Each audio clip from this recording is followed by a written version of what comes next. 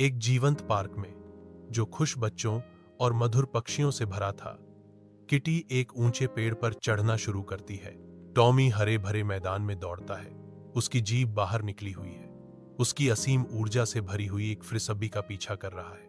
अचानक टकराव भड़क उठता है, क्योंकि उनके रास्ते मिलते हैं। हवा दुश्मनी से भरी होती है। अपनी जगह से किट्टी टॉमी पर हमला करने की तैयारी करती है।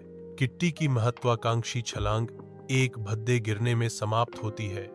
उसका निशाना उसके लक्ष्य से चूक जाता है। किटी जमीन पर जोर से उतरती है। आरामदायक बैठक कमरे की गर्मी में एक आग खुशी से चटकती है, नाचते हुए छायाएं डालती है, जो लपटों के हर उठने और गिरने के साथ खिंचती और झिलमिलाती है। बिल्ली धीरे से सिसकती है। उसका घायल पैर उसकी भेद्यता की एक स्पष्ट याद दिलाता है, क्योंकि वह अपने दर्द के बीच आराम पाने के लिए संघर्ष करती है। टॉमी झिझक के भाव से किटी के पास जाता है। उसकी शुरुआती दुश्मनी पिघल जाती है, क्योंकि वह उसके कांपते हुए रूप के करीब जाता है। टॉमी धीरे से किटी के घाव को चाटना शुरू कर देता है। उसके कोमल कार्य उसके दर्द के लिए एक सुखदायक मरहम है, क्योंकि वह उसकी पीड़ा को कम करने की कोशिश करता है।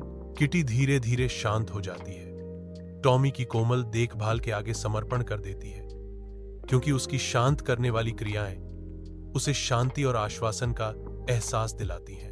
उनके बीच दोस्ती की एक नई चिंगारी जलती है।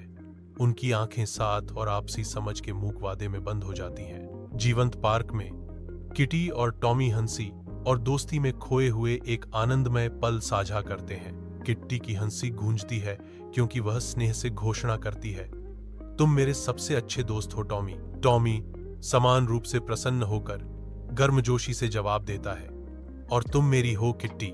चंचल दृश्य के बीच अन्य बच्चे देखते हैं। उनकी हंसी पक्षियों की खुशमिजाज चहचहाहट के साथ मिल जाती है।